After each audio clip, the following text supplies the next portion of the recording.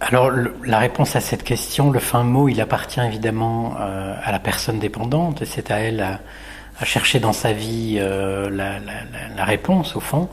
Mais je dirais que pour les professionnels, on remarque quand même un certain nombre de voies royales, d'éléments qui se répètent assez fréquemment. Je dirais que une partie des personnes qu'on accueille visiblement se droguent pour mourir, au fond, on les sent dans une envie de disparaître, dans une envie de se détruire. Une autre partie des personnes que nous accueillons semble plutôt par contre se droguer pour vivre, pour survivre. Puis là on est plutôt dans un rapport à l'automédication, une tentative de se soigner, une tentative d'apaiser quelque chose, d'apaiser une douleur. Et puis une troisième partie de cette population, il y a certainement encore d'autres catégories, mais une troisième partie qui semble beaucoup rattachée à la question de l'appartenance, de l'identité, c'est-à-dire se droguer pour faire partie d'un groupe, faire partie d'une sorte de famille de substitution, avec une très très forte identification à ce moment-là à la marge, à la zone, au groupe des personnes qui consomment et à toute la micro-société marginale, je dirais, qui orbite autour de cette vie-là.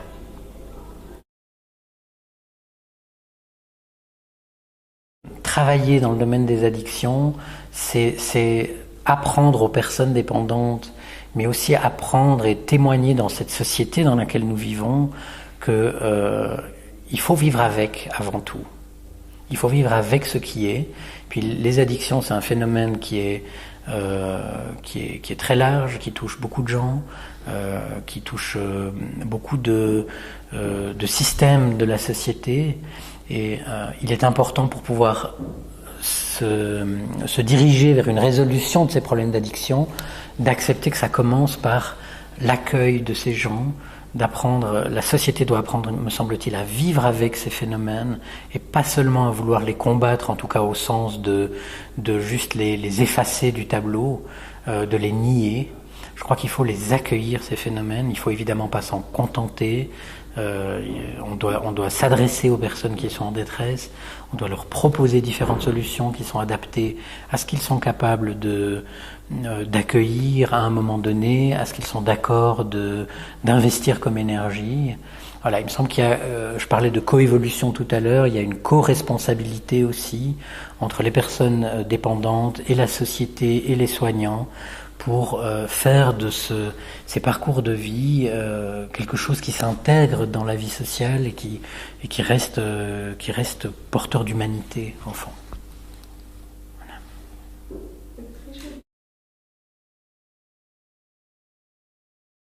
Ce que ça implique très concrètement déjà, c'est l'importance d'accueillir la personne dépendante, de s'intéresser à son parcours, pour comprendre au fond à la fois le déroulement de cette histoire qui l'a amené dans la consommation, mais aussi comprendre quelle est la place du produit consommé, quelle est la fonction du produit consommé dans son histoire, dans sa tentative de trouver un équilibre au fond dans sa vie. Moi, j'ai l'habitude de travailler comme ça avec un certain nombre de paradoxes que j'essaye de mettre en évidence, ce qui a pour nature d'interpeller les personnes et de les rendre curieuses au fond, hein, de susciter une certaine curiosité, un certain effet au fond dans la rencontre clinique, dans lequel ils trouvent après une motivation pour aller creuser un peu les idées et la situation dans laquelle ils sont. Alors, premier paradoxe, c'est ce que j'appelle le paradoxe du désir, c'est-à-dire qu'il y a chez les personnes dépendantes une confusion entre l'idée de besoin et l'idée d'envie. La notion de besoin est de moins en moins réaliste. La personne s'attache à un effet, hein, c'est l'effet qui est recherché. Au cœur de ce paradoxe, il y a l'énigme de la volonté. On croit souvent que le toxicomane a ou n'a pas de volonté, et on est amené à explorer au fond avec les personnes dépendantes que cette question de la volonté, elle est très relative.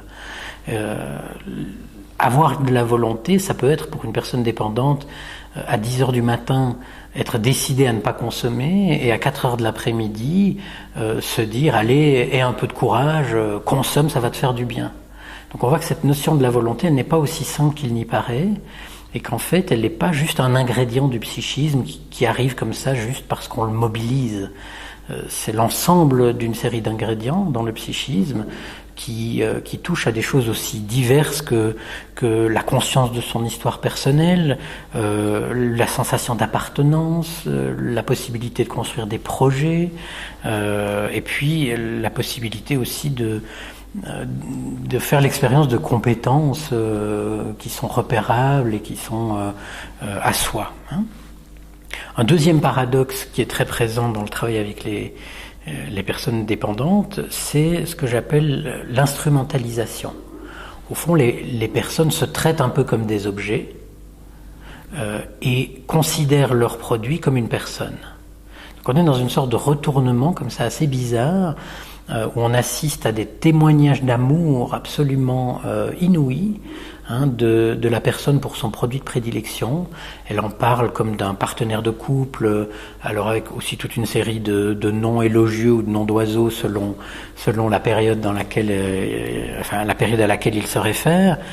Et cette instrumentalisation, on la retrouve dans le rapport de soins, parce que la capacité d'attachement, la capacité de lien au départ est souvent extrêmement abîmée, voire inexistante, et le professionnel aussi est souvent abordé un peu comme un instrument, comme un outil. On a parfois l'impression d'être un distributeur de chocolat dans lequel on met la pièce, on appuie sur le petit numéro et voilà, la réponse tombe. Donc évidemment, reconstituer la possibilité d'attachement à travers la rencontre, à travers la possibilité de rester, de s'inscrire dans quelque chose de cohérent et de stable, puis la possibilité d'intérioriser un lien, de modéliser ou remodéliser quelque chose qui permet à la personne de se situer en termes d'identité et de place dans cette société, va être indispensable pour mener à bien au fond le suivi thérapeutique, le traitement. Il y a le paradoxe de l'effet également. Est-ce qu'on se drogue pour mourir ou est-ce qu'on se drogue pour vivre? Je vous disais, il y a des toxicomanes qui semblent se droguer pour mourir, d'autres pour vivre. Souvent, ils sont entre les deux. Et puis, est-ce qu'on arrête la drogue parce que c'est mauvais ou est-ce qu'on arrête la drogue parce que c'est bon? Ça aussi, c'est une question qui souvent interpelle les personnes dépendantes et qui les amène à voir qu'une partie du problème, c'est que le produit, c'est bon, c'est tellement bon que ça obscurcit tout le reste de la vie. Ça laisse plus de place à rien. Et parfois, c'est parce que c'est trop bon. Évidemment, on est dans un jeu avec le sens, avec le paradoxe, mais c'est parce que c'est trop bon qu'il faut décider de mettre un terme ou de réapprendre un contrôle actif sur les conduites addictives. Par ailleurs, le produit ne soulage pas le besoin de dépendre. Il soulage le besoin d'effet. Puis c'est pas la même chose. Le besoin de dépendre, c'est un besoin qui s'est constitué dans l'histoire de la personne. C'est-à-dire qui va se réparer à travers l'attachement, à travers la sécurité d'un lien, de différents liens, de multiples liens avec les systèmes soignants qui sont censés interagir entre eux, et qui vont reconstituer cette sécurité de base dans laquelle la personne peut retrouver la sensation d'exister, d'identité, la possibilité de penser et de prendre une place, un rôle dans la société. La consommation au fond, soulage que le besoin d'effet. Donc c'est temporaire, c'est récurrent, ça se répète sans fin, sans fin, sans fin. C'est interminable. Donc prendre conscience de ce paradoxe-là est aussi un élément important du traitement. Et puis pour terminer, je noterai encore le paradoxe de l'attachement. L'attachement, en fait, ce n'est pas la possessivité. L'attachement, c'est la construction d'un lien sécure à l'intérieur de soi. Donc au fond, c'est l'ingrédient qui permet de se séparer. Et cet ingrédient se reconstruit à travers tout le processus thérapeutique au sens large, tout domaine confondu, tout maillon confondu, aussi bien le travailleur de rue que le centre d'accueil ambulatoire, que le centre post-cure. Tous ces maillons participent à la reconstruction, au fond, d'une certaine cohérence qui indique que la personne est digne d'être accueillie, est digne d'être soignée, est digne de confiance dans sa capacité de penser, de ressources, d'évolution. Voilà. Et puis cet attachement, quand il peut se reconstituer, amène la personne dépendante à arrêter, je dirais, sans arrêt disparaître, parce que c'est là où échoue la séparation d'habitude, c'est qu'il y a disparition. Et à la place, elle apprend à intérioriser le lien et à s'en séparer de manière constructive, c'est-à-dire en reconnaissant la part de coévolution qui s'est produite dans le travail et en gardant au fond une certaine forme d'héritage. D'héritage de tout ce parcours-là, héritage qui vient contrebalancer ce qui était là avant, qui vient le compléter, parfois le réparer, puis parfois qui vient sur une terre vierge au fond, où pas grand-chose n'avait pu se construire. Donc voilà, en résumé, le processus de la thérapie tel qu'on le conçoit quand on travaille dans la théorie de l'attachement autour des questions d'addiction.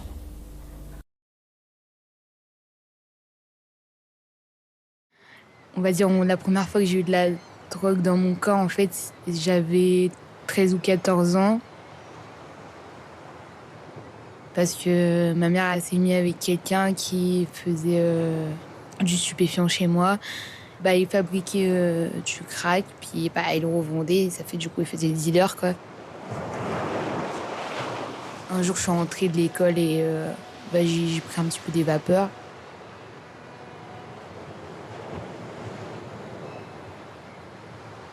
Ça m'a un peu détraqué l'esprit, quoi, de voir qu'un jour, il y a eu des keufs qui bombardent chez moi à 30.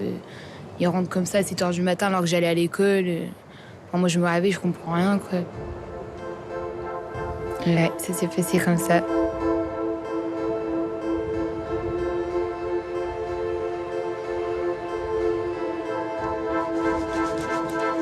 Bonsoir Adrien, dépendant. Salut Adrien. Salut Adrien. Salut Adrien. Bonsoir Bénédicte dépendante. Salut Bénédicte. Salut Bénédicte. Bonsoir Sylvain dépendant. Salut Sylvain. Bonsoir Léo dépendant. Salut Léo. Léo.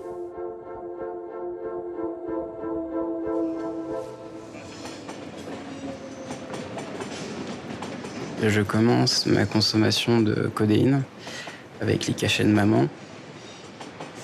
Mon frère m'en avait parlé, il m'avait dit qu'il y avait une molécule qui s'appelle la codéine, qui est un opiacé, et que ça faisait se sentir un petit peu mieux, un peu plus à l'aise. Donc je décide d'essayer ce médicament. Voilà, j'étais au lycée, j'étais très timide. Je commence à prendre ces cachets avant d'aller en cours le matin. Et puis, comme ça, d'un coup, ma vie change.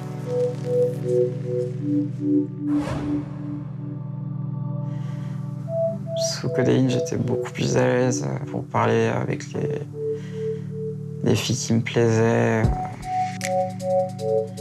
Il faut apprendre à mentir et un moment à se mentir soi-même.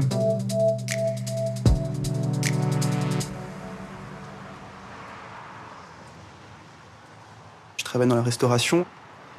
J'ai commencé à boire de façon régulière. En plus, comme je devenais manager, effectivement, on arrive à midi, on repart à 2h30, 3h du matin. Et donc, ça a duré 6 ans en s'amplifiant petit à petit.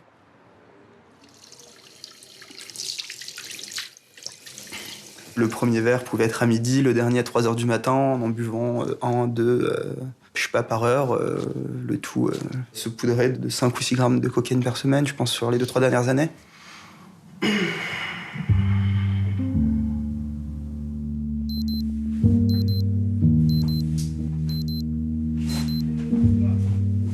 J'ai mis du temps quand même avant de fumer mon premier joint à moi tout seul. Au début, c'était plus le soir, puis après, c'est arrivé en journée. Et au final, tous les jours étaient un prétexte pour fumer, en fait. Quand je fumais, c'était vraiment... Ça redescend le régime moteur, on va dire. Ça calme tout le système, ça adoucit le tout, en fait.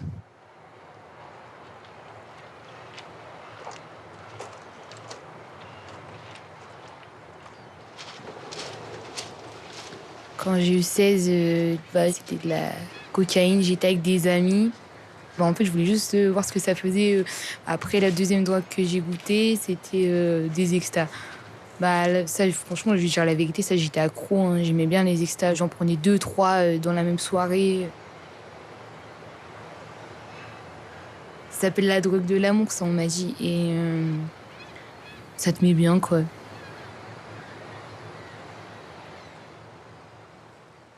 Ça a fait qu'après, j'ai goûté les champignons hallucinogènes. J'ai pas trop aimé. Déjà, ça pousse sur de la terre ou je sais pas quoi, ça fait dans la bouche, c'est dégueulasse. Ensuite, j'ai goûté une fois du speed, puis de la kétamine. Bon, alors ça, c'est un truc que j'aurais pas dû prendre. Du coup, la dernière c'était l'héroïne, sauf que je pensais pas que ça allait me porter autant préjudice que ça, en fait. Ça va hyper vite avec l'héroïne.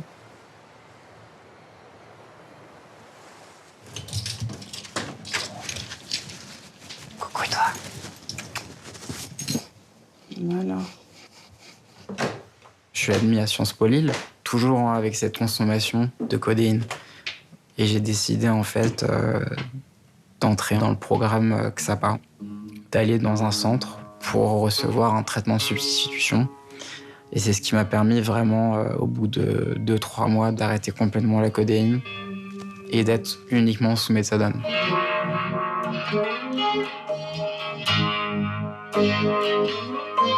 Et je décide de m'installer à Londres pour un stage de 6 mois.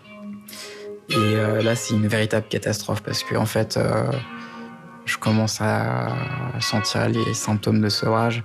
Et dans la rue, je rencontre un couple de Lituaniens. Ils voient que je suis pas bien, je suis pâle, je transpire. Et ils me proposent de m'acheter de l'héroïne, en fait.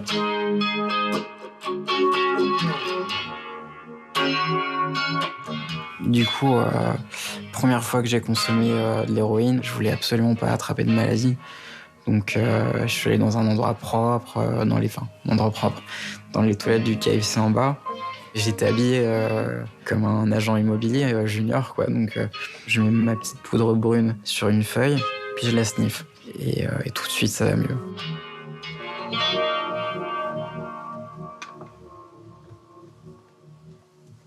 Moi, j'ai toujours pensé que la méthadone et l'héroïne, ça me protégeait d'une certaine manière du monde extérieur. Surtout sur le plan émotionnel. J'en étais arrivé à un point où rien que le fait de rencontrer un ami de classe dans la rue, ça me faisait avoir une crise d'angoisse, quoi. Mais voilà, je me suis rendu compte qu'à un moment, on ne peut pas passer toute une journée dans son lit. Et que c'est pas une vie.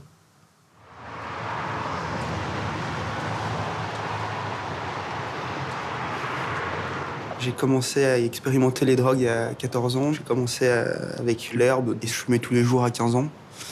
Et donc à 17 ans, il me semble, j'étais à Barcelone avec des amis. On a essayé de la MDMA. Pareil, ça m'a vachement plu. On sortait au moins 3 fois dans la semaine, jusqu'à 6-7 heures. De temps en temps, on faisait des afters jusqu'à 13, 14, 15 heures.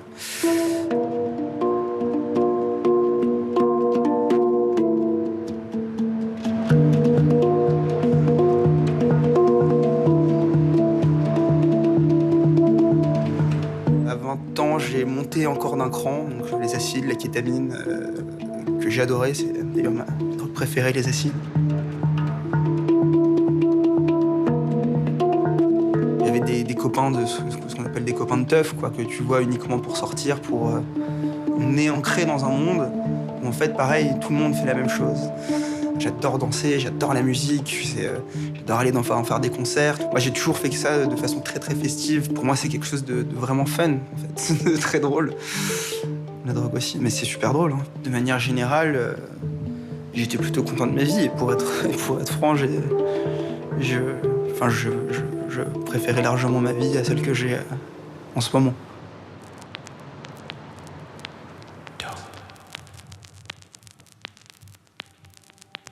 Les mois passent et puis j'ai trouvé comment me procurer du crack. En fait. J'en prenais quand j'étais en cours en fait, à consommer peut-être parfois 3-4 fois dans la journée dans les toilettes quoi. Ça monte tout de suite à la tête quoi. C'est quelque chose que j'avais jamais ressenti avant. Puis 2 minutes après, redescente. Très très violent. En fait c'est ça avec le crack, c'est que on peut pas s'arrêter en fait on peut pas s'arrêter parce qu'il y a cette descente qui est insupportable.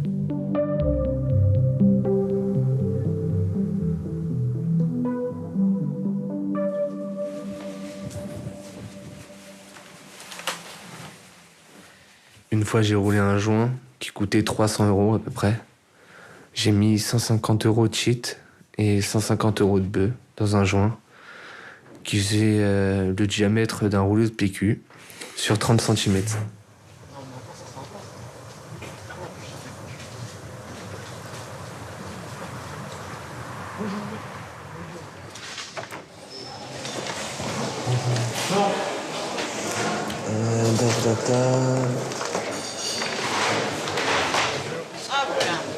Bon appétit. Je peux en prendre un pas trop cuit, s'il vous plaît? Exagère pas un petit peu, là? Mais non. Hein, comme d'habitude, hein. Hop. Merci. Et c'est un ami à moi qui a fait entrer l'Exta dans mon appartement, on va dire. Et là, en fait, à partir de ce moment-là, ça a dérapé complètement. Ça a complètement dérapé.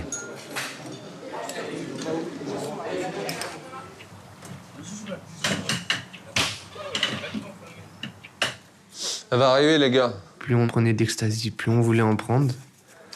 Ça arrivait qu'on pouvait en prendre 2, voire 3 par personne dans la soirée. Sauf qu'après, c'est arrivé que pendant une semaine, on en prenne pendant 4 soirs. Oh, les mains dans les poches. Garde à vous. Volontaire à l'insertion Arthur, section 3, promotion mars 2020. Chambre 1705 à votre disposition. Popo. On mérite de gagner. J'allais oublier toutes mes peines en boîte, avec des cachets d'ecstasy, avec des verres d'alcool, avec de la coke s'il y en avait, avec du poppers parce qu'on voulait rigoler, avec de l'AMD parce qu'il y a quelqu'un qui en avait ramené. C'était comme ça. Et ça a été, je crois, la période de ma vie où il y a eu la plus grosse consommation. Juste, les filles, j'ai rien à vous dire. Les garçons, ce matin, je crois qu'il y a eu un petit problème avec le revue de chambre.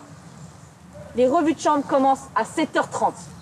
À 7h30, votre lit doit être fait. Vite!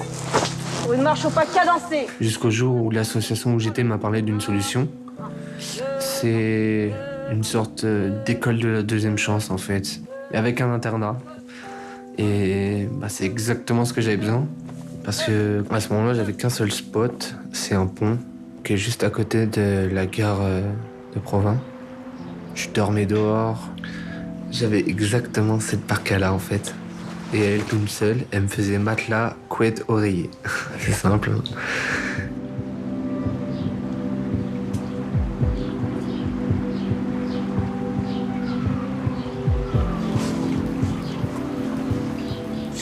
La situation que j'avais avec mes parents, étant donné que ça se passait plutôt mal, j'étais souvent sur les nerfs. C'était une explosion d'émotions dans ma tête quand j'avais un problème chez moi. Je prenais de l'ecstasy et d'autres drogues comme le cannabis, tout ça, parce que ça m'aidait à soulager une certaine pression, on va dire un peu la pression de la vie. Et en fait, je ne vais pas être dépendant aux effets de défonce. Je vais être dépendant à l'effet de soulagement.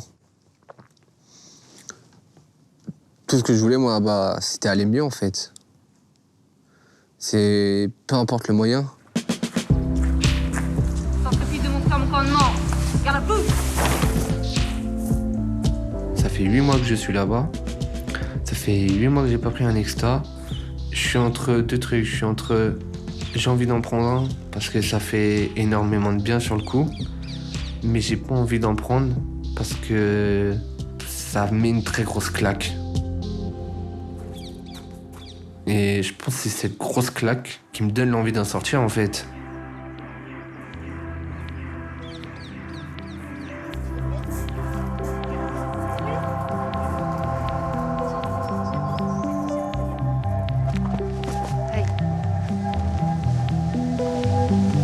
Moi, je me mets ici tout le temps.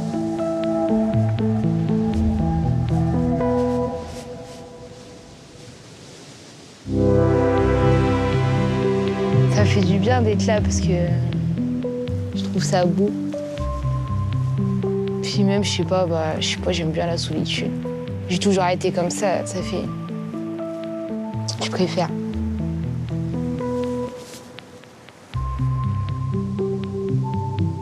Je réfléchis à tout ce qui s'est passé dans ma vie.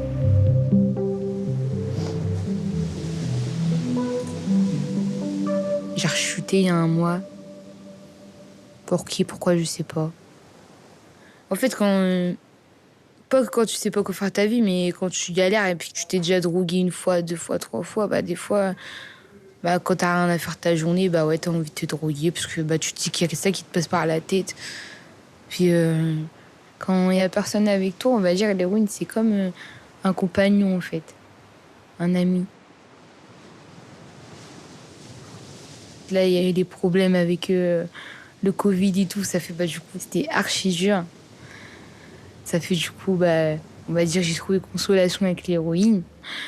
Le manque de l'héroïne, j'ai compris, c'était au bout de 3 à 5 jours en fait. Ça fait moi quand je ressentais du manque, j'avais des crampes à l'estomac, j'avais des sueurs froides, ça c'est horrible ça.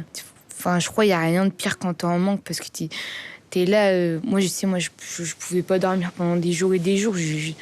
J'avais envie de me taper la tête contre les murs, je savais même plus quoi faire. J'étais là, je tournais en rond, j'avais chaud, j'avais froid.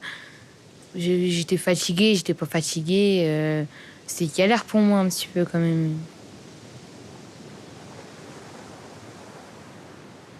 C'est trop dur d'être en manque d'héroïne. C'est trop.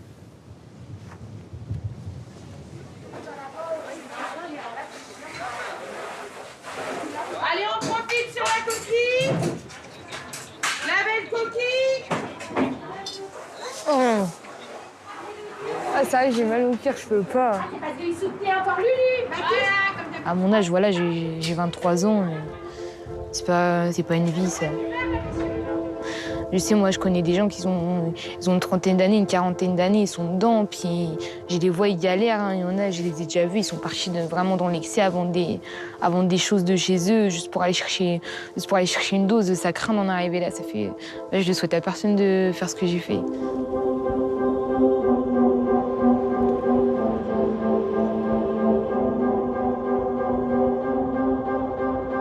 Mon père, dû à sa charge de travail, son emploi du temps, n'était pas très présent à la maison. Il y avait très peu d'interactions. Ma mère essayait de regarder ailleurs, en fait. Je le sais très bien, elle me le disait, parce que elle me disait la nuit, parfois j'arrive pas à m'endormir parce que je m'inquiète pour toi. Mais la journée, elle me laissait tranquille parce qu'elle avait pas envie de me voir comme ça. Et oui, j'avais clairement honte de moi, hein. C'est pour ça que je consommais de cette manière, parce que j'étais incapable, quoi.